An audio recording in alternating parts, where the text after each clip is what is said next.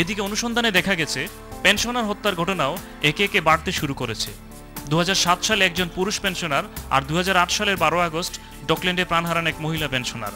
পেনশনের অর্থ কিংবা ঘর অথবা সম্পদ সংক্রান্ত কারণে 70 বছর বয়সী মহিলাকে ডকল্যান্ডের ওয়েস্টফেরি রোডের ঘরে হত্যা করা হয়েছে বলে ধারণা করা হচ্ছে। এই ঘটনায় জড়িত সন্দেহে পরিবারের ঘনিষ্ঠ 4 জনকে গ্রেফতার করা হয়। বয়সের ভারে যিনি পৃথিবীর সবকিছু থেকে নিজেকে গুটিয়ে নিয়েছেন, সেই বৃদ্ধা মহিলাকে কেন এত নির্মমভাবে হত্যা করা হলো, এর প্রশ্নের জবাব কেউ জানে না। এর জবাব এখনো রহস্যের মধ্যে রয়ে গেছে। আমরা নিজেই হতবাকি যে এইরকম ঘটনা কিভাবে হতে পারে যে 70 ইয়ার্স ওল্ড ওমেন, এটা তো কারোর সাথে কোনো শত্রুতাও নাই। আর যে আমরা মানে কোনো কিছু বুঝতেছি না যে কীরকম এইটা হইলো আর কি। শুধু ডকল্যান্ডে বৃদ্ধ মহিলা হত্যার ঘটনা নয়, এরকম আরও কিছু বৃদ্ধ মানুষ হত্যার ঘটনা ঘটেছে বাংলাদেশি কমিউনিটিতে। যেমন শেডওয়েলের এই চেন্সারি হাউসে 2003 সালের 3 জুন জঘন্যভাবে হত্যার শিকার হন 72 বছর বয়সী সাফিয়া খাতুন। স্বামীর মৃত্যুর পর তাকে বিশ্বনাথে সমাহিত করে লন্ডনে ফিরেই তিনিও প্রাণ হারান। এ পর্যন্ত প্রাপ্ত তথ্য অনুযায়ী কমিউনিটিতে একই পরিবারের ট্রিপল মার্ডারের ঘটনা ঘটেছে 2টি। 2007 সালে ইস্টহামে একজন স্বামী তার স্ত্রী ও 2 সন্তানকে হত্যা করেন। ঠিক একইভাবে ঘটে ইস্ট লন্ডনের বেথনালগিনির ঘটনাটি। সাম্প্রতিক ঘটনার বাইরে এই কলম্বিয়া রোডের সুউচ্চ সিভিল হাউসের ঘটনাটি ছিল সর্বাধিক আলোচিত। এটি ছিল ট্রিপল মার্ডারের ঘটনা এবং ঘটে 2003 সালের 5 সেপ্টেম্বর। একজন স্বামী পারিবারিক বিরোধের চরম পর্যায়ে তার স্ত্রী, সৎ সন্তান এবং শ্যালককে হত্যা করেন। স্ত্রীর মাধ্যমে ব্রিটেনে বৈধতা পাওয়া না পাওয়া অন্যান্য ইস্যুতে বিরোধ ছিল এবং এজন্য স্বামী স্ত্রী আলাদা থাকতেন। কিন্তু তারপরও বিরোধের এক চরম পর্যায়ে এই হত্যাকাণ্ডটি ঘটে। বটি দা দিয়ে টুকরো টুকরো করে হত্যা করার পর এই মামলার রায়ে বিচারক বলেন, তুমি সজ্ঞানে এমন জঘন্য কাজ করেছো যে এটা ক্ষমার অযোগ্য। তাই যাবজ্জীবন কারাদণ্ডের পরও যদি কোনো দিন মুক্তি পাও তবে তোমাকে এদেশ থেকে বহিষ্কারের আগাম নির্দেশ দেওয়া হলো। আইনজীবী, পুলিশ, জনপ্রতিনিধি, কমিউনিটি নেতা, সমাজ বিশেষজ্ঞ কিংবা সাংবাদিক সকলেই এইসব হত্যাকাণ্ডের কারণ ও নেপথ্য কথা নিয়ে যেমন আলোচনা করেছেন, ঠিক তেমনি প্রতিকার নিয়েও কথা বলেছেন। লিগ্যাল অ্যাওয়ারনেস বাড়াতে হবে। এডুকেশনাল যে নিড, এইটা আমাদেরকে মূল্য দিতে হবে। রাগ বা অ্যাঙ্গার ম্যানেজমেন্টের কোর্স করা হয়, ছেলে মেয়েদেরকে এগুলো শেখানো হয়। যদি কেউ এই টেকনিকগুলো জানে যে রাগ যদি উঠে যায় তাহলে কিভাবে সেটাকে সাবসাইড করা যায়, ম্যানেজ করা যায়, দমন করা যায়, তাহলে কিন্তু ব্যক্তির রাগ ওঠার সাথে সাথে ওই পর্যন্ত হয়তো যাবে না। বিয়ের ব্যাপারে আরেকটু সচেতন হয়ে পাত্রপাত্রী বাছাই করা বা তাদের খবরাখবর নেওয়ার ব্যাপারে আরো সচেতন হওয়া জরুরি। Cut your coat according to your cloth, তাহলে দেখবো আমাদের 50% টেনশন কমে গেছে। তারপরে টু মাচ রিস্কে আমি যাব না।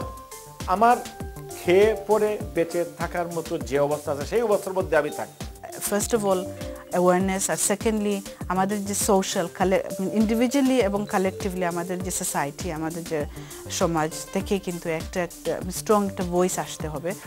আমি অ্যাফ্রেড আমার কাছে এই ধরনের কোনো ম্যাজিক্যাল সলিউশন আমি দেখছি না, এবং আমি মনে করি না যে এটা রাতারাতি কোনো একটা দীর্ঘদিনে একটা সমস্যার সৃষ্টি হয়েছে এবং এটা মানে ওইভাবে কাঠামোগতভাবে এটাকে মোকাবেলা করতে হবে।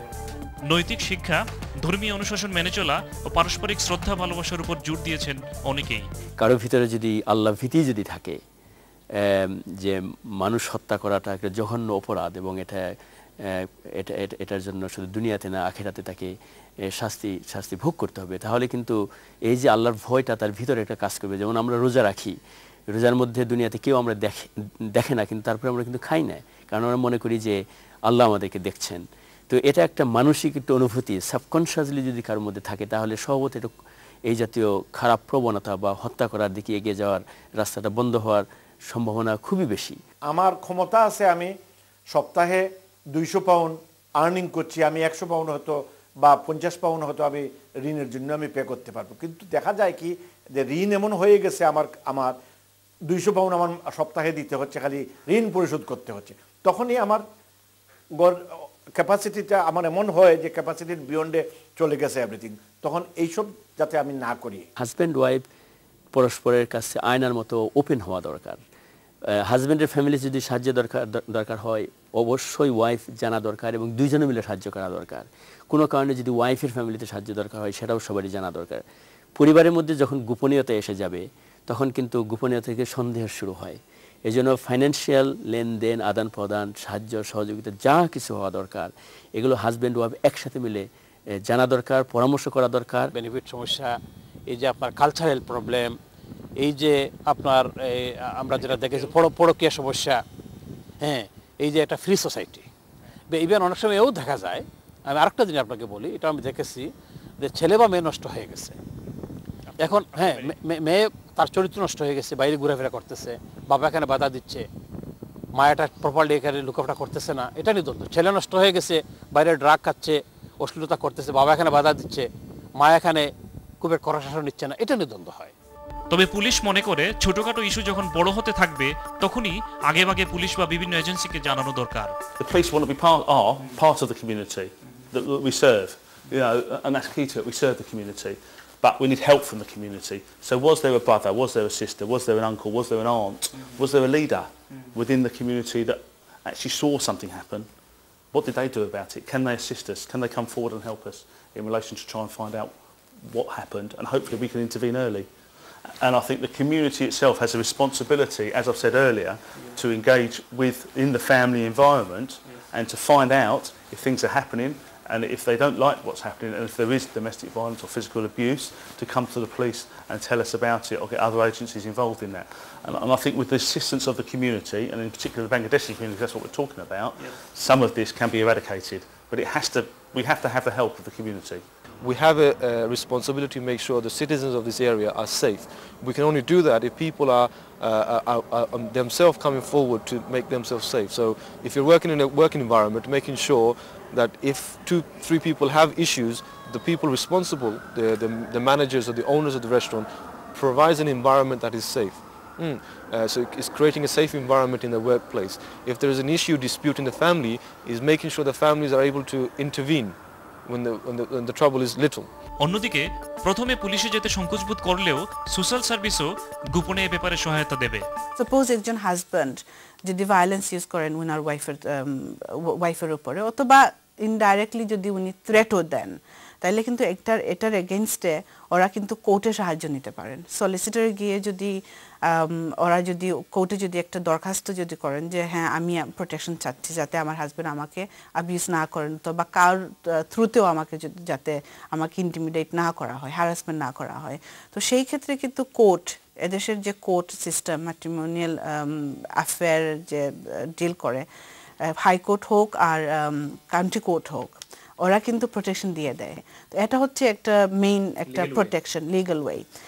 কিন্তু আমাদের যে মহিলারা, আমাদের যে সোসাইটিতে যারা মহিলারা যারা একটার ভায়োলেন্সের যে শিকার হচ্ছেন, তারা কিন্তু এই পর্যায়ে অনেকজন যেতে চান না।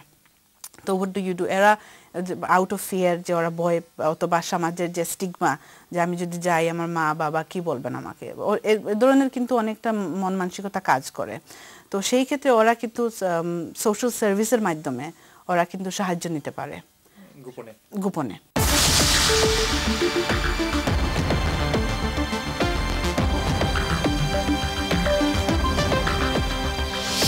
এই লন্ডনে, এই ব্রিটেনে সেই 50-এর দশকে শেকড় গেড়েছিলেন বাঙালিরা। আজ এখানে বেড়ে ওঠা নতুন প্রজন্ম আর বাংলাদেশ থেকে আগতদের সমন্বয়ে এক সমৃদ্ধ কমিউনিটি। সেই কমিউনিটির প্রাণ হচ্ছে আমাদের পরিবার। সেই পরিবার থেকে সব রকমের অশান্তি, কলহ দূর হোক, হত্যাকাণ্ডের মতো নির্মমতা থেকে মুক্ত হোক আমাদের কমিউনিটি। এই আশায় শেষ করছি আজকের ডিটেইলস।